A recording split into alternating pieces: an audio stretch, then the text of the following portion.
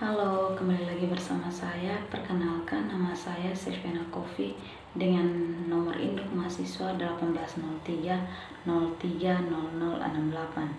Saat ini saya akan mereview buku yang ke-6 dari tugas perencanaan dan kebijakan sosial yang berjudul Populisme dan Politisi Krisis COVID-19 di Eropa. Oke, kita langsung masuk pada materinya. Pada bab 1, COVID-19 dan populisme krisis sui generis. Sementara dampak COVID-19 belum menjadi sama di negara-negara di seluruh dunia. Di banyak dari mereka, pandemi ini telah menjadi kesehatan terbesar dan setelahnya krisis ekonomi sejak Perang Dunia Kedua. Meskipun sifat khas dari krisis ini bagaimanapun adalah tidak jelas bagaimana populis dapat mengambil manfaat darinya. Seperti bencana lainnya atau peristiwa alam, COVID-19 sulit dipolitisasi, yaitu menjadi arena konfrontasi politik antara partai-partai dengan perpecahan tradisional. Krisis ini telah muncul tanpa dipicu oleh populis sebagai akibatnya kegagalan elit, migran, dan lain-lain. Bab ini akan memberikan kerangka analisis, membahas literatur tentang krisis dan populisme dan perspektif teoritis, dan dalam terang konsep politisasi. Populisme adalah konsep yang pada dasarnya diperebutkan dan ada diperdebatkan panjang tentang definisinya dan apakah itu dianggap sebagai ideologi, gaya komunikasi ataupun strategi politik. Namun demikian, para sarjana umumnya menyepakati definisi minimum pengertian populisme, penjajahan orang baik dengan serangkaian elit jahat dan kelompok luar yang mengganggu pengecualian penting termasuk Muller. Pada bab yang kedua membahas tentang Inggris, antara moderasi terkelola dan teori konspirasi kanan jauh. Varian Inggris dari gelombang populisme terbaru yang melanda dunia dalam beberapa dekade terakhir dapat ditelusuri kembali ke Inggris Partai Kemerdekaan. UKIP didirikan pada tahun 1993 oleh anggota dari Liga Anti-Federalis. Pada awalnya, UKIP dianggap kelompok sampalan partai konservatif dan awalnya dirancang sebagai pihak pencari kebijakan isu tunggal yang memiliki tujuan tunggal untuk memfasilitasi keluarnya Inggris dari Uni Eropa. Di Inggris selama fase pertama pandemi, perhatian para publik dan media berfokus pada Italia, yang merupakan epicentrum pertama pandemi di Eropa. Ini terlepas dari kenyataan bahwa COVID-19 diagnosis di Inggris tercatat pada tanggal 31 Januari.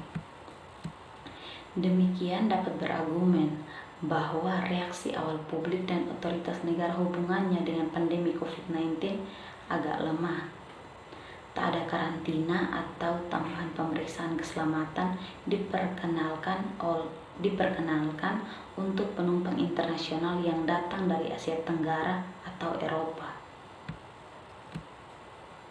Selama pandemi, pemerintah Johnson menghindari penggunaan wacana yang dapat berkontribusi pada politisasi krisis. Sebagai gantinya, dalam beberapa kesempatan, Johnson menekankan bahwa pemerintahan akan dipandu oleh nasihat ilmiah. Memang di awal pandemi, Kepala Ilmu Penasihat Patrick Vallance menjadi nama rumah tangga sebagai PM Johnson, memasukkannya ke dalam konferensi pers harian COVID-19 di mana Vallance menjelaskan bahwa strategi pemerintah untuk memerangi pandemi. Pada bab yang ketiga, Spanyol, apakah ideologi kembali dalam wacana populis? Meskipun dalam demokrasi yang perwakilan dan pluralistik, tugas oposisi sangat diperlukan. Begitu juga fakta bahwa keseriusan kesehatan. Situasi di Spanyol telah gagal memaksakan logika konsensus. Sebagai gantinya yang berlaku adalah logika mayoritas oposisi yang konservatif pihak telah dapat memanfaatkan dengan cara yang sangat efektif.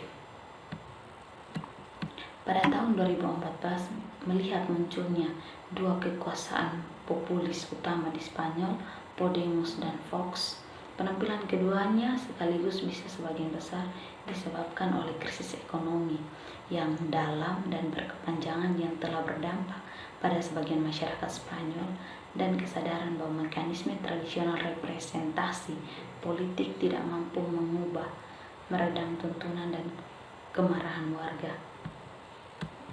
Sejarah pemilihan singkat kedua partai berlangsung di Eropa pada tahun 2014, pemilihan untuk terakhir kali mereka berkompetisi, dan dalam pemilihan Spanyol November tahun 2019. Melihat timeline yang merencanakan pemilihan umum, mereka telah mengambil suatu bagian dalam pertunjukan mereka dalam mengambil jalan yang berbeda. Spanyol telah menderita salah satu wabah COVID-19 yang terburuk di dunia. Karena virus terus menyebar, Spanyol telah menjadi negara yang jumlah tertinggi ke-7 dari kedua kasus yang dikonfirmasi dan kematian. Pada bab 4 menjelaskan tentang negara Italia populis di cermin politisasi COVID-19 dari pemerintah dan oposisi. Identifikasi wabah pandemi di Italia pada akhir Februari 2020 tidak terduga. Terlepas dari kekhawatiran atas apa yang menjadi di Provinsi Hubei, penyakit coronavirus 2019 ini atau biasa disebut dengan COVID-19 dianggap secara khusus merupakan masalah Cina. Ini adalah asumsi yang salah. Bahkan ketika kasus Italia pertama didiagnosis, masih tidak ada kesadaran akan keseriusan keadaan darurat yang akan datang. Di Italia tidak ada petunjuk mengenai risiko wabah yang sebenarnya pandemi selama fase pertama. Tindakan pertama yang diambil oleh pemerintah nasional Italia dalam pencegahan kemungkinan penyebaran COVID-19 ini di dalam negeri dikeluarkan pada Januari. Setelah pemberitahuan mengenai pandemi yang melanda Provinsi Hubei, World Health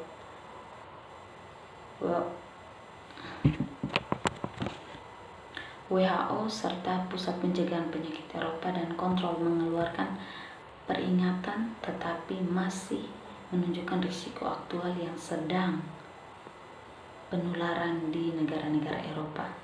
Pemerintah Italia bereaksi melalui pembentukan suatu tugas khusus yang menangani kemungkinan darurat kesehatan.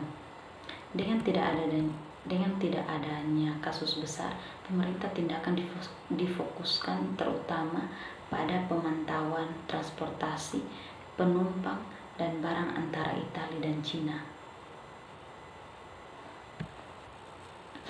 Pada bab yang kelima, Prancis ketidaksiapan pemerintah sebagai peluang diskursif bagi kaum populis. Penanganan krisis pandemi di Prancis mengikuti jalan yang sama seperti di Italia, meskipun satu minggu kemudian. Identifikasi wabah di akhir Februari tahun 2020 tidak terduga dan COVID-19 dipandang sebagai masalah Cina yang dapat menimbulkan masalah bagi yang dipersiapkan dengan baik sistem kesehatan seperti di Prancis. Ini adalah kesalahan dan sifat serius dari keadaan darurat yang mendekat untuk waktu yang lama diremehkan sebagai sedikit lebih dari flu 24 jam. Selama fase pertama, COVID-19 pandemi dibingkai sebagai penyakit asing.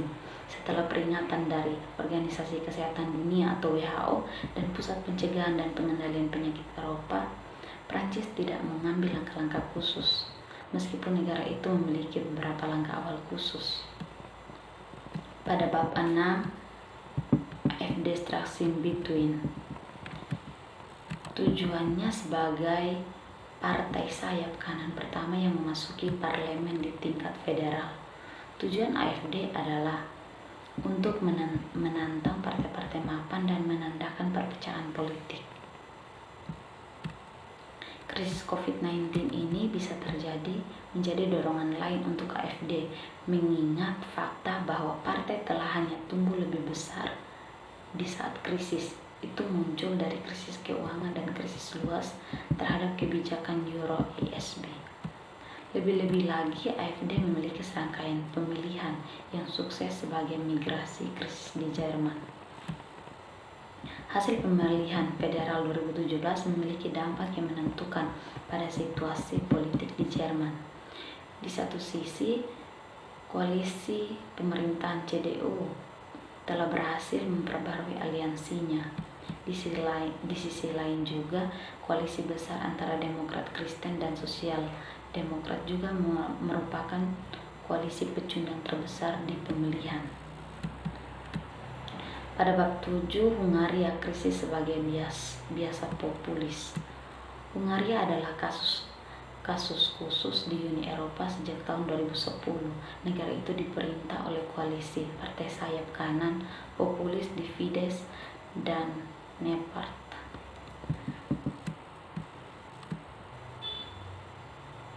Perdana Menteri Viktor Orban telah menunjukkan kepemimpinan yang kuat. Langkah-langkah kebijakan arsip dan kesehatan telah secara simbolis dimiliterisasi. Namun pada saat yang sama, pemerintah tidak memusuhi keahlian medis dan tindakan pencegahan yang diberlakukan telah efektif berisi penyebaran penyakit. Pada bab 8, menjalankan negara seperti bisnis keluarga. Populisme telah menjadi dimensi politik yang baru ada di mana-mana, dan kita mungkin hidup di zaman populisme. Bukan hanya argumen umum, itu juga berlaku untuk Republik Ceko kontemporer, di mana setelah berada di pinggiran itu menjadi bagian dari arus utama politik setelah tahun 2015. Bab ini mempertimbangkan 3 pihak yang menampilkan fitur populis, partai yang berkuasa, dan 2 partai non-pemerintah, kebebasan demokrasi langsung dan kebebasan komunis, Bohemia dan Moravia yang bagaimanapun juga sering mendukung pemerintahan di parlemen. Dalam sebuah wawancara yang diberikan 10 hari setelah keadaan darurat telah menyatakan, kami berada 20 jam sehari, sekarang kami benar-benar menjalankan negara seperti perusahaan. Pada bab 9, negara Polandia, jika kita tidak memilih presiden negara, akan terjun ke dalam kekacauan. Ketika pandemi COVID-19 melanda Polandia selama masa kepresidenan kampanye, semua politik partai-partai ical benar-benar berfokus pada kompetisi elektoral dan krisis kesehatan. Sebagian besar dibayangi oleh isu-isu lain, taruhannya sangat tinggi. Untuk hukum dan keadilan, kemenangan kandidatnya pertahanan akan memungkinkan partai untuk memajukan reformasi radikalnya. Misalnya melanjutkan reformasi kontroversial, peradilan, dan memberlakukan batasan pada kebebasan media. Di Polandia, fase pra-COVID yang berlangsung hingga 4 Maret juga ditandai dengan meluasnya kesadaran akan keseriusan konsekuensi kesehatan dari tertular virus, dan strain yang sangat kuat ini akan memakai sistem kesehatan di negara-negara yang terkena epidemi ini. Pada bab 10, antara mitigasi dan dramatisasi. Secara umum diyakini bahwa kaum populis akan mendapat manfaat dari situasi krisis. Namun, krisis kesehatan COVID-19 adalah peristiwa yang tidak biasa, yang pada saat penulisan kesimpulan ini masih jauh dari terkendali. Pertanyaan penelitian umum yang dibahas oleh buku ini berkaitan dengan kemungkinan kemampuan bahwa populis di Eropa mendapat untung dari krisis aneh seperti COVID-19 dan mendapatkan sentralitas di bidang politik, atau menggunakan krisis yang mendorong garis oposisi baru. Selama krisis, mereka lebih fokus mencela kurangnya investasi publik dalam sistem kesehatan nasional dan bencana konsekuensi dari tahun neoliberalisme Uni Eropa. Pandemi COVID-19 adalah kasus menarik yang sangat populis. Tidak dapat mencapai kepemilikan semacam ini, setidaknya begitu jauh. Krisis kesehatan bagaimanapun sama sekali tidak berakhir atau terkendali. Sebaliknya, setelah musim panas yang relatif tenang, gelombang kedua dari wabah tampak